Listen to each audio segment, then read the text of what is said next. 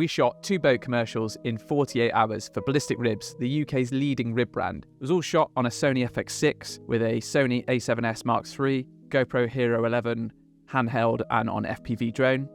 And alongside us was a stills photographer working. Stick around to the end of the video and I will tell you how much one of these ribs costs. So here we are leaving harbour. So I'm on ACAM Sony FX6. Lens-wise, I'm shooting the 24-105 just because it gives me the range.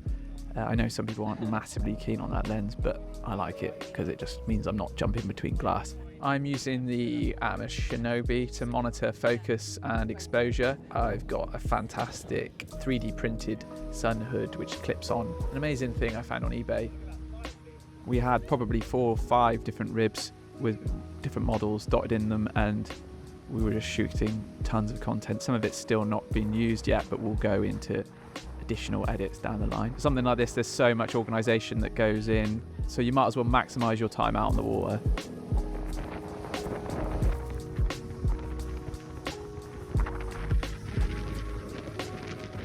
So we're just off the coast of the Isle of Wight here, and what we're doing, we've set up doing a pass-by of every single rib, just so we can make sure there's something in the bag. Those first shots can be quite slow and they can take longer than anything else, so it's quite satisfying to know, right, we've got X number of shots in the bag already, you know, we've rolled on something rather than kind of looking for that complex sequence. One of the challenges for shooting on water is communication between you and the models. We'd have to communicate to the driver of our camera rib, who would then relay that information to the other driver of the model's rib or the models themselves, and then they would need to do that action.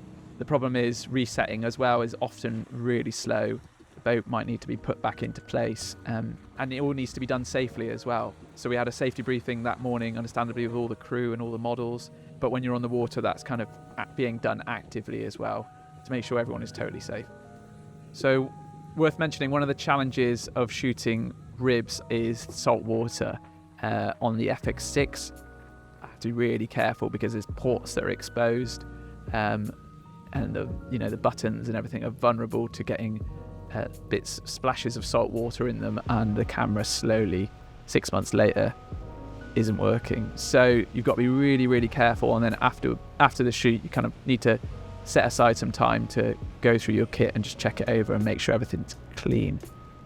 There is a product that I haven't yet used that I've heard about, which is some sort of spray that you put on cables and ports that apparently protects them to some degree from salt water. But if you're familiar with this product, can you leave me a comment below? I'd love to know what it's called.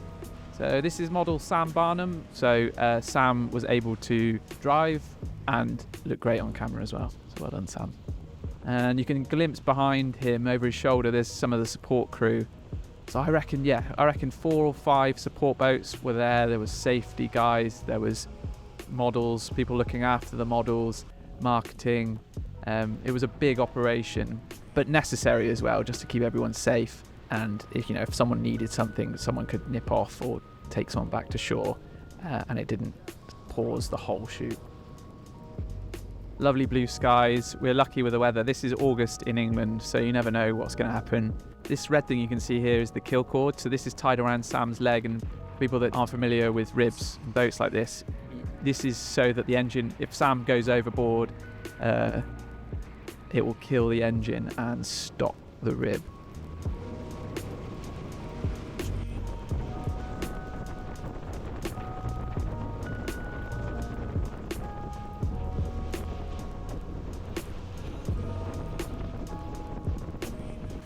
So we arrived at Priory Bay on the Isle of Wight and we stopped here for lunch. There is about 15 of us that decamp onto the beach with cameras in hand, so people were kind of looking at us a bit strange.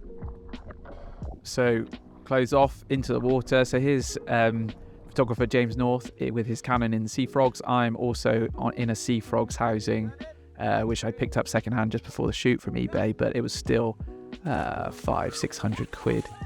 So I've got the A7S Mark III going into the Seafrogs for the first time in proper water on the shoot.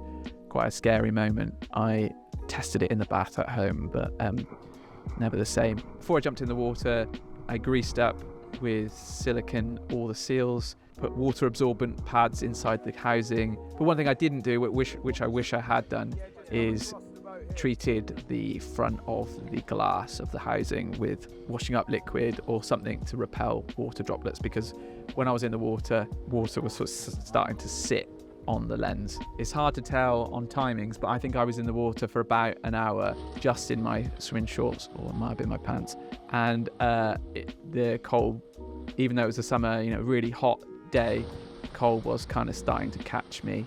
So looking back, I think I needed to have something on to stay warm, like a thin summer wetsuit or something. Here's me getting the Hero 11 ready for Amy on the electric hydro foil. So funny fact, we redubbed her whoop in post and multiple people attempted it.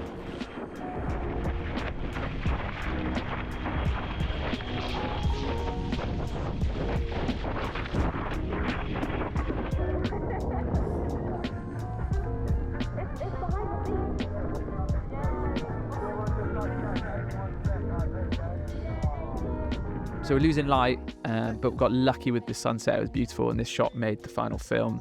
Pretty exhausted at this point. We get back, offload, kind of wet and a bit cold, wrangle the footage, have a drink, and chat about it the next day. But definitely a little bit sunburnt and exhausted at this point. Then on to day 2 with a new family, and this time shooting for the brand film.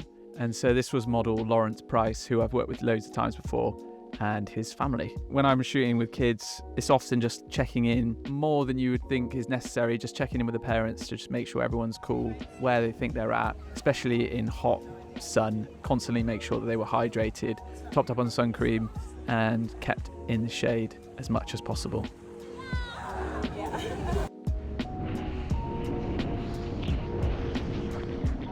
And now we're heading back to harbour, and this is really interesting. So the GoPro's running, I'm just capturing some behind the scenes stuff. Photographer Northie says to me that he can see a shot, so I've just passed the camera to him, and he's like, just let me grab you this shot, which was really nice. And that actually I think that makes both films, and it's the logo with the sunset behind, with the GoPro really close to the water's level. Lovely little shot. And there we are, wrapped. I'm pretty shot to bits at this point, exhausted, happy, very happy. The cost of the XP80 rib, which is the flagship, the boat itself is about £150,000 to about 180,000 US dollars. An amazing piece of kit. So thanks for watching. Please subscribe. I'm going to try and do more of these long form, honest BTS. Here are the links to the final ads.